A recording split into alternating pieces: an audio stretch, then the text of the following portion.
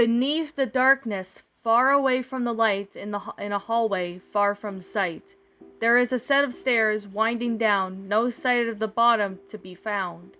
Very few have attempted to descend it, and the few who did never truly returned. It is the darkness that consumes the light, and it is the terror that amplifies the night.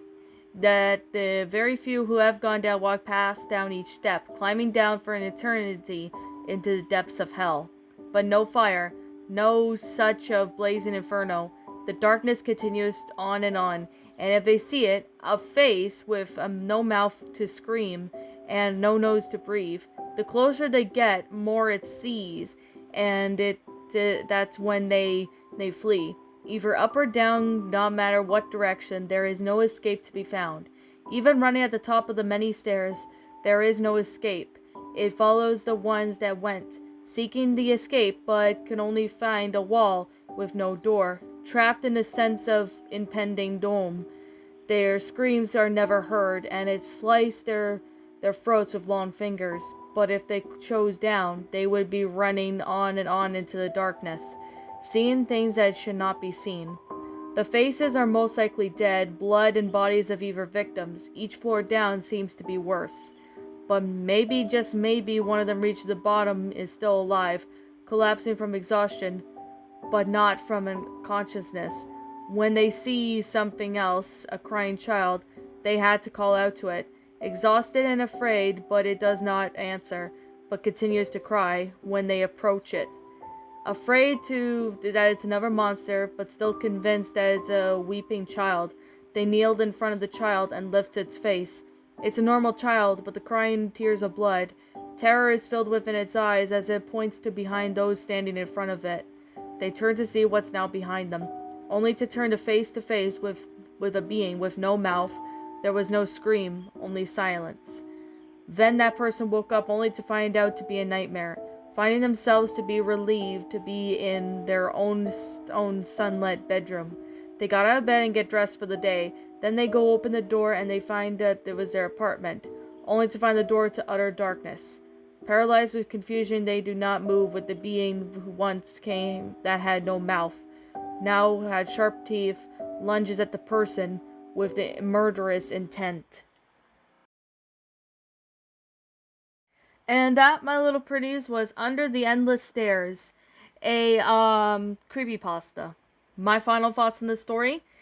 I have to definitely say that this story was actually a pretty amazing creepypasta. Like, it's a regular creepypasta in regards to, somebody, telling them, everyone about the endless staircase, which I have to say, it's definitely really something.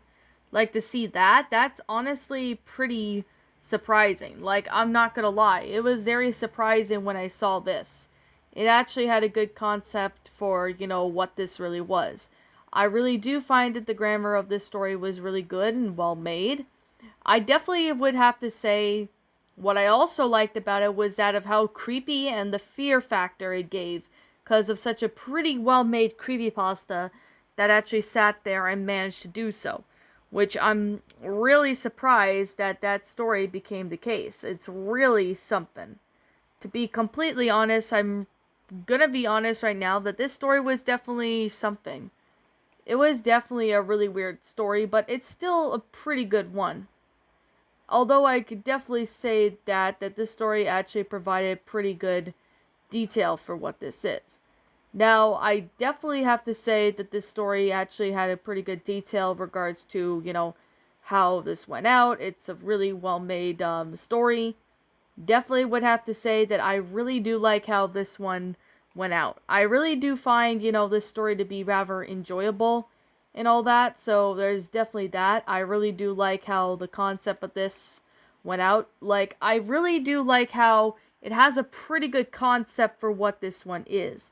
It has a pretty good concept for, the whole story and all that.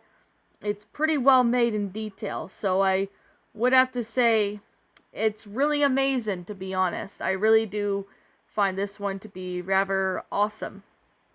Now, I definitely would have to say that this story was pretty good for what this is. It's a really amazing story. I really like how this went out. It's a pretty pretty good story. Really do have to say, I like how the grammar was good. I really like the sentence structuring, the storyline. Everything about it was just flat out amazing. I really do like how this went out. It's a pretty well made story.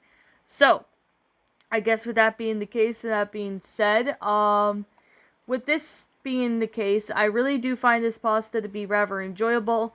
It's really well made. I really do find that this story was pretty well made for what this one is. I really do like that the fact that this story was actually pretty well made in detail.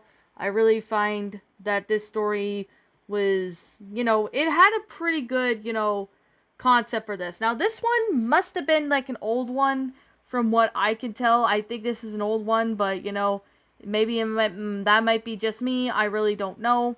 But I'm going to simply say here and say this right now that, that this is like, I don't know who wrote this story, so I'm just gonna definitely say I'm just gonna leave it as anonymous for now. And to be honest, I am going to just say right now that I don't know who the original author is. If I do find out who the original author is, I'll be sure to give him or her proper credit, because this was an awesome story. I really do find this one to be enjoyable, really well made. It's a pretty good concept for what this one is. I really do find this one to be, enjoyable. A very enjoyable story, very well made in detail. Really do find this one to be a pretty good one. Now, this is not a long review, just to let you guys know. There's nothing really about, there's nothing bad about it I could say. Like, there's nothing I could say that was bad about it. I can't see it. But I definitely would have to say this is a very old creepypasta.